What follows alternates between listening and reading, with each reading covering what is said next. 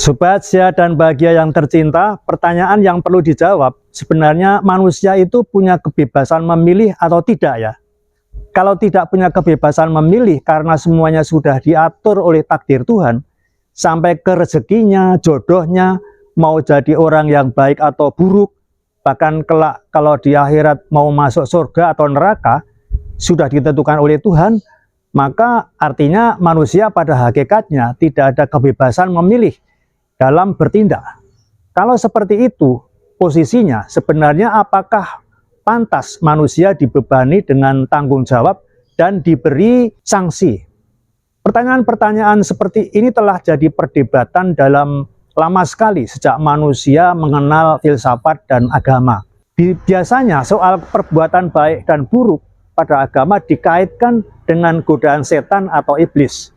Dalam video ini saya belum akan membahas posisi di doktrin atau keyakinan agama. Saya akan membahasnya melalui bidang neurosains, meskipun bahasan ini menyentuh agama juga. Saya mulai dulu dengan membahas dari sisi otak, kerja otak manusia, yang menjadi pangkal seseorang berpikir dan bertindak.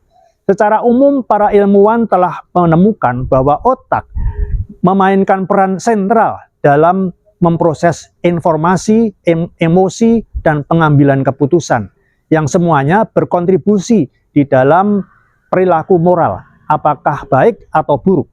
Mari kita telaah bagaimana otak mengatur perbuatan baik dan jahat, serta sejauh mana kebebasan memilih untuk berbuat sesuatu.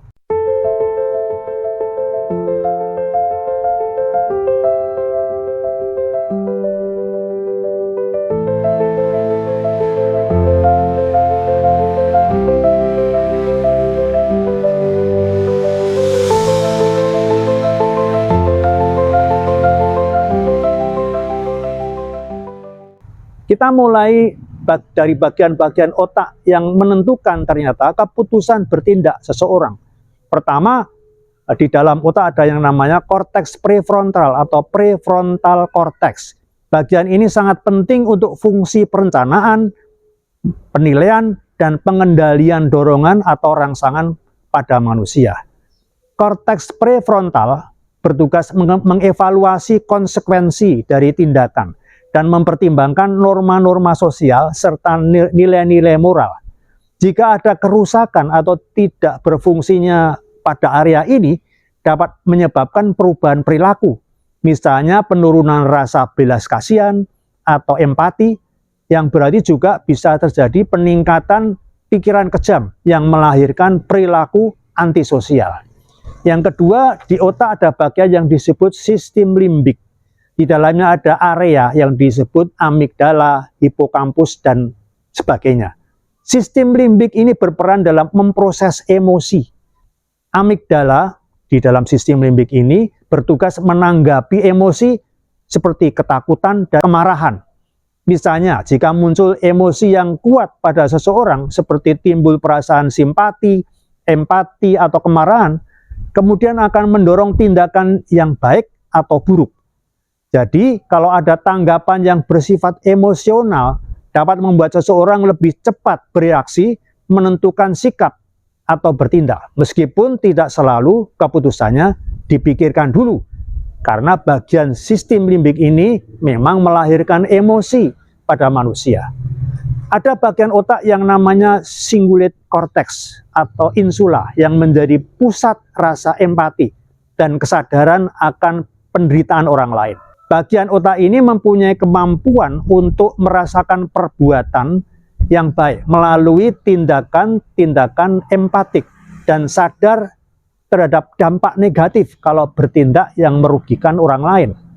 Ada yang disebut mirror neuron atau neuron cermin di dalam otak yang memungkinkan seseorang merasakan penderitaan orang lain sehingga lebih cenderung berbuat baik. Lalu bagaimana cara kerja otak dalam pengambilan keputusan moral?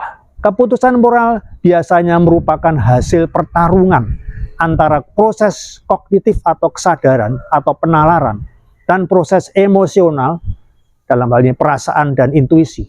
Di samping itu, bagian-bagian lain dari otak juga berperan seperti hipokampus ya. Di dalam otak ada yang namanya hipokampus yang menyimpan pengalaman masa lalu dan hasil pembelajaran hidup yang berpengaruh juga membentuk norma dan keyakinan moral seorang. Penelitian menunjukkan bahwa keputusan-keputusan moral telah diproses di otak secara tidak sadar lebih dulu, sebelum kita menyadarinya secara sadar. Eksperimen dalam neuroscience cukup banyak menunjukkan bahwa aktivitas otak yang berkaitan dengan pengambilan keputusan moral itu muncul sebelum kita merasa memutuskan secara sadar. Artinya, keputusan untuk melakukan tindakan moral itu telah diputuskan dulu oleh otak sebelum secara sadar manusia memilih tindakan yang bermoral atau tidak itu.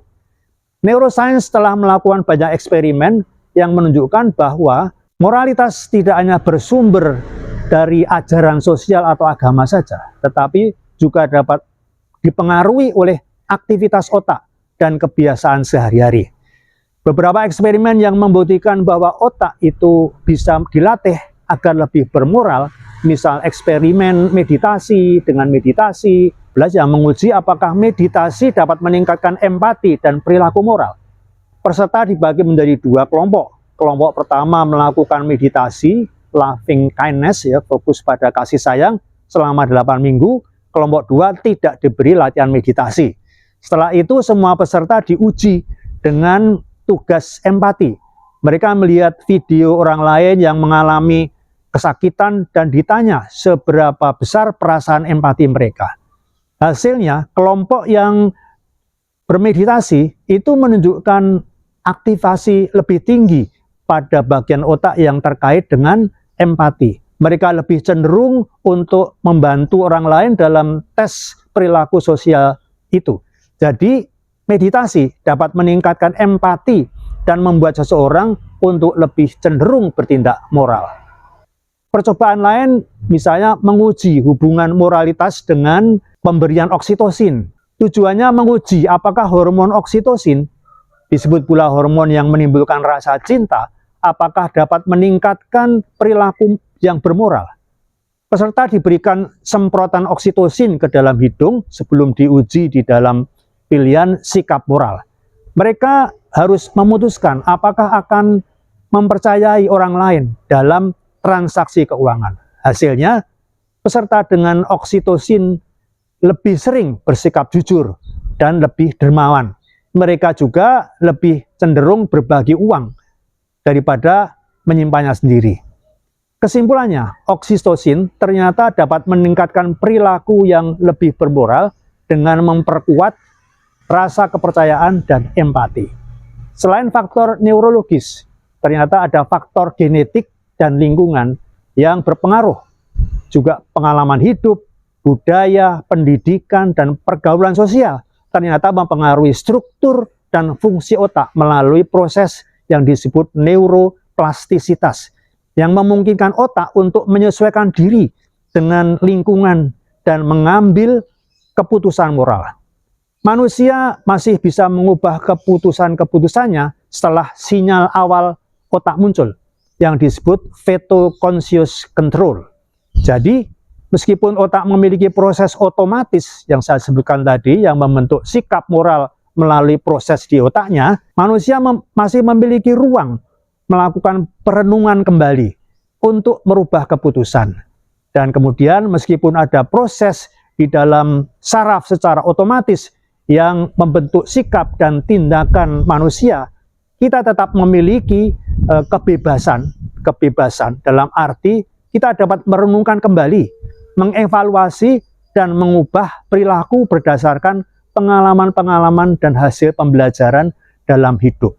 Jadi secara keseluruhan, kesimpulannya, seorang manusia tidak memiliki kehendak bebas yang mutlak karena adanya pengaruh-pengaruh faktor-faktor genetik, kerja saraf, dan faktor lingkungan seperti pola asuh, budaya, dan pengalaman masa lalu.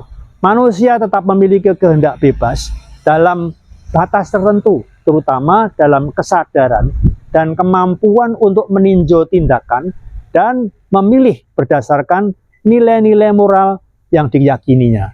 Dalam video berikutnya saya akan bahas tentang kaitan takdir dan faktor kendali otak dan lingkungan dalam menentukan pilihan tindakan oleh manusia, dan bagaimana godaan setan bisa dijelaskan oleh neuroscience. Selamat menyimak.